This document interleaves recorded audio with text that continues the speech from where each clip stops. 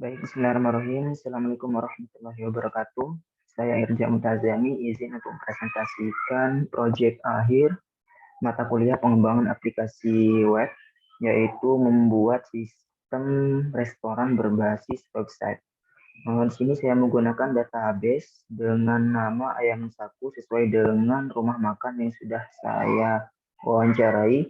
Kemudian di dalam database ini ada 4 entity, ada login user, menu, pembeli, dan juga pesanan. Di dalam entity login user itu ada atribut ID user sebagai primary key-nya, tipe datanya integer, kemudian ada username, tipe datanya varchar, ada pass, tipe datanya varchar, ada level, tipe datanya varchar. Kemudian pada tabel menu, entity menu, ini ada atribut ID menu sebagai primary key-nya, tipe datanya integer, kemudian nama menu, tipe datanya varchar, harga, tipe datanya desimal, jenis, tipe datanya varchar, gambar, tipe datanya varchar. Kemudian entity pembeli dengan atribut ID pembeli sebagai primary key, tipe datanya integer, nama pembeli sebagai nama pembeli, tipe datanya varchar, nomor telepon, tipe datanya char, kemudian tanggal, tipe datanya date. Kemudian entity pesanan dengan atribut ID pesanan sebagai primary key, tipe datanya integer, ID pembeli sebagai foreign key atau index, tipe datanya integer, nama menu, tipe datanya varchar, harga, tipe datanya desimal, jumlah, tipe datanya integer, dan total tipe datanya desimal. Oke, sekarang kita coba lihat hasil runningnya.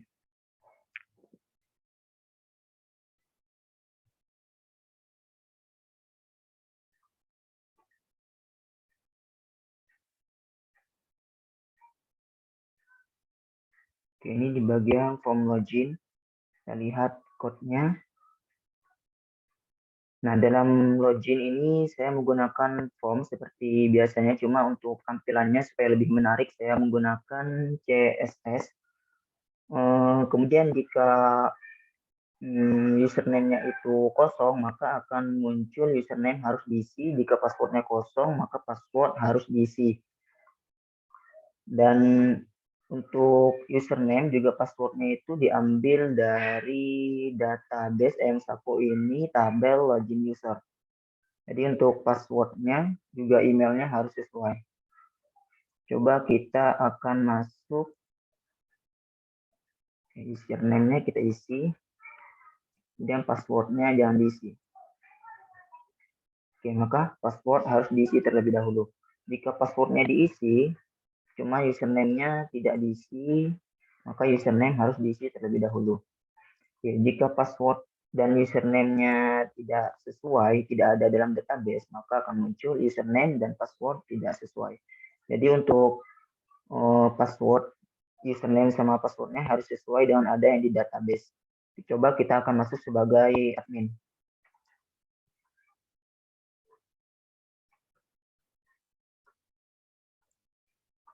Masuk sebagai admin. Passwordnya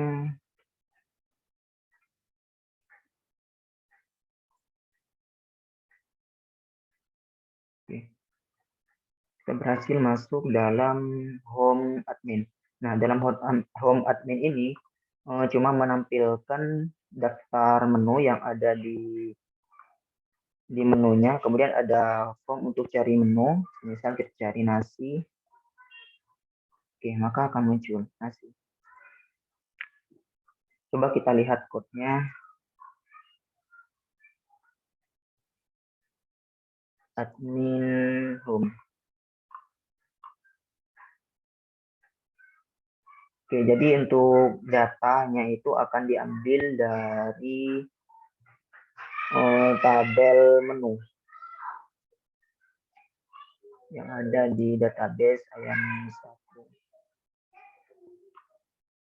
Oke, dan kemudian untuk gambarnya itu akan di-upload di dalam database-nya. Coba kita lihat bagian tambah menu. Oke. Code tambah menu. Nah, di bagian tambah menu itu saya menggunakan form seperti biasanya, cuma menggunakan atribut type atau multipart form data yang fungsinya itu untuk mengupload sebuah file dalam variabel files ini.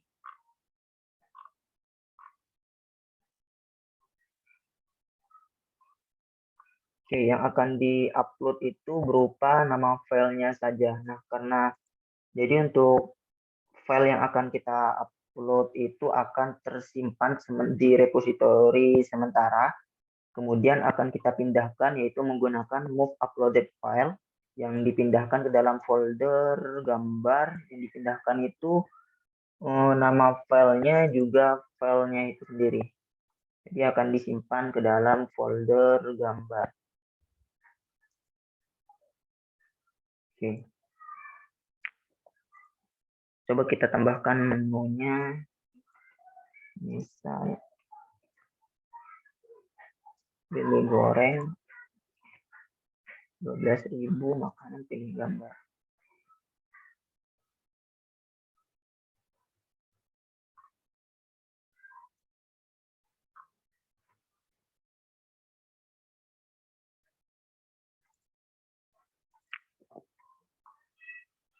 Cari lele goreng.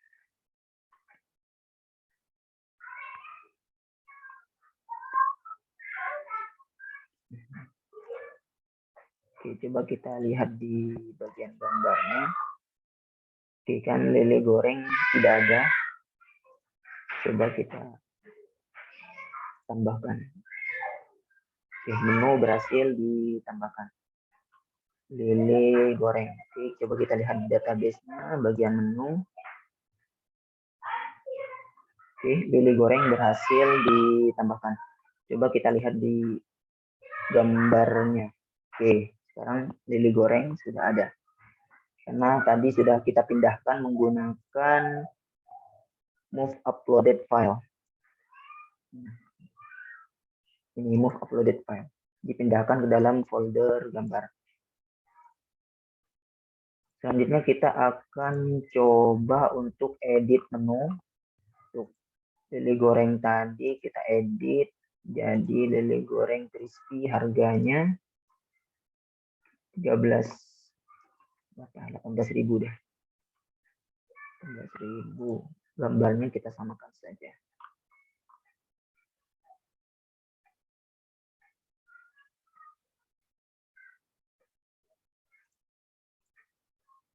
Simpan. Oke.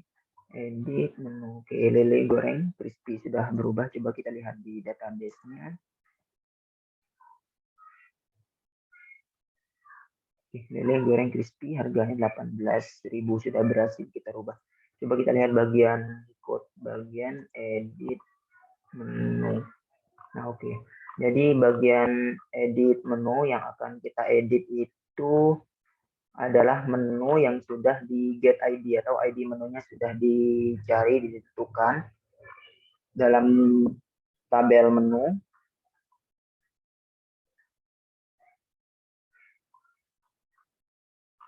Kemudian perubahannya itu akan disimpan, diupdate dalam tabel menu sesuai dengan yang sudah diinputkan di formnya.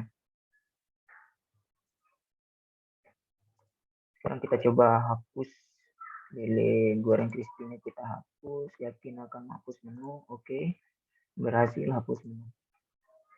Coba kita lihat di database-nya. Oke, lele goreng crispy sudah berhasil kita hapus ya. Coba kita lihat code-nya. Code bagian hapus menu. Oke, menggunakan get ID menu sesuai dengan seperti tadi. Jadi yang akan dihapus itu get ID menu yang sudah kita pilih tadi.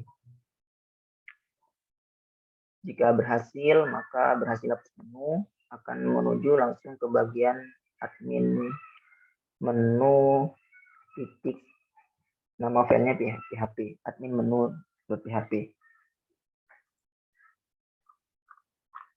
Coba kita lihat laporan. Nah, di bagian laporan ini merupakan laporan penghasilan pada setiap bulannya. Untuk saat ini masih tersedia di bulan Mei juga Juni. Oke, kita lihat Mei. Oke, jadi untuk laporan pada bulan Mei di bagian pesanan. Karena pesanan ini berrelasi dengan pembeli, jadi yang akan dicari itu yang tanggalnya bulannya adalah 5 Mei. Kita lihat code-nya. Bagian laporan.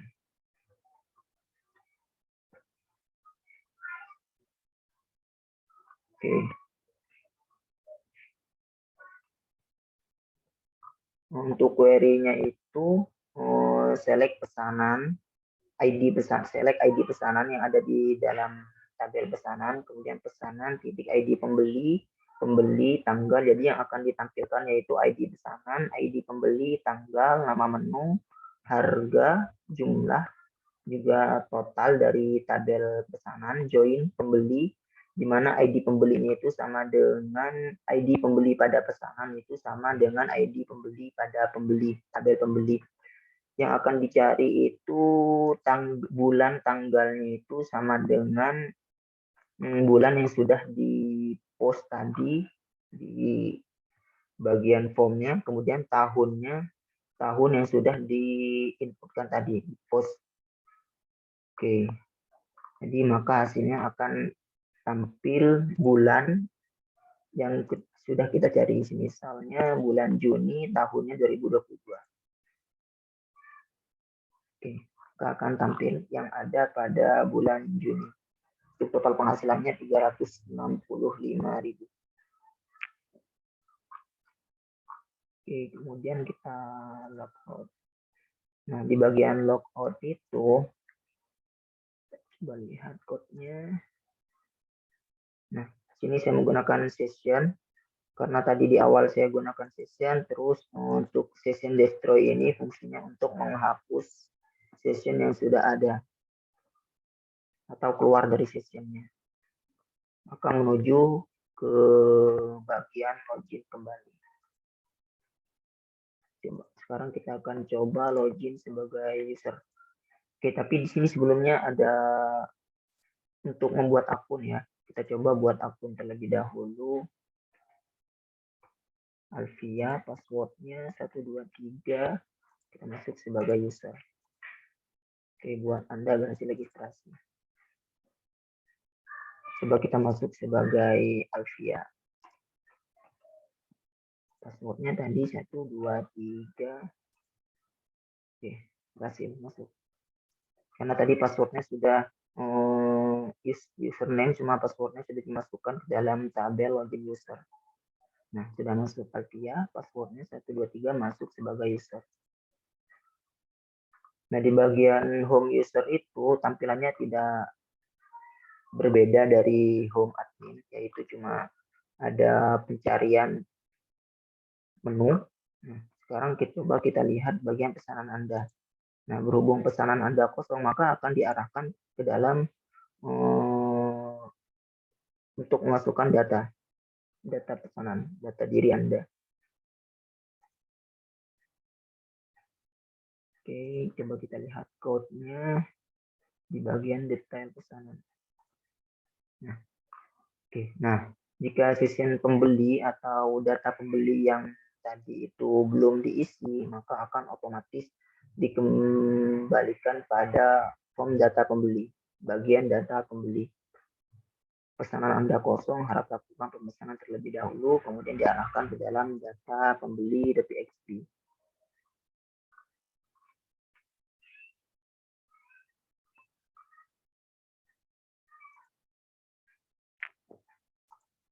Nah, untuk di bagian data pembeli itu, untuk namanya sudah tidak perlu menginputkan karena sini saya menggunakan session.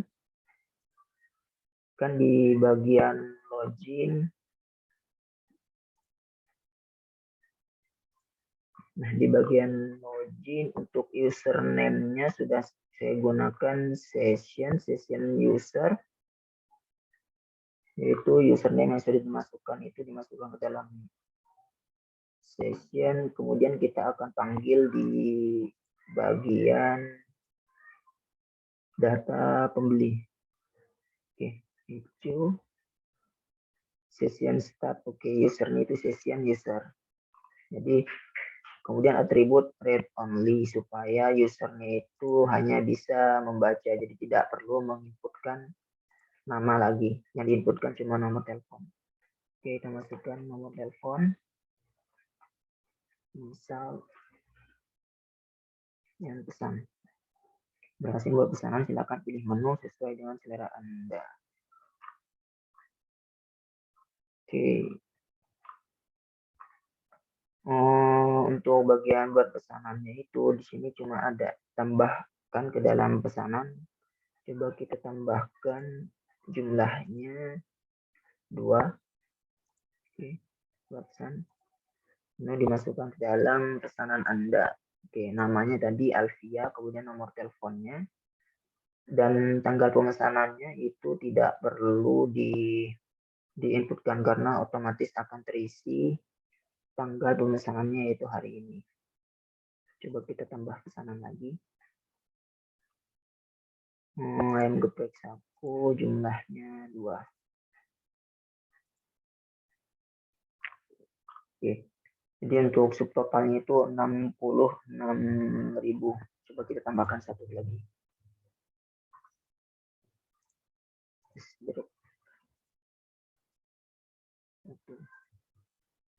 Oke, kemudian di sini ada pilihan untuk menghapus. Oke. Hapus.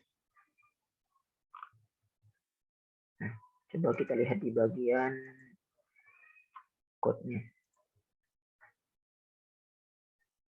Di bagian tambah pesanan.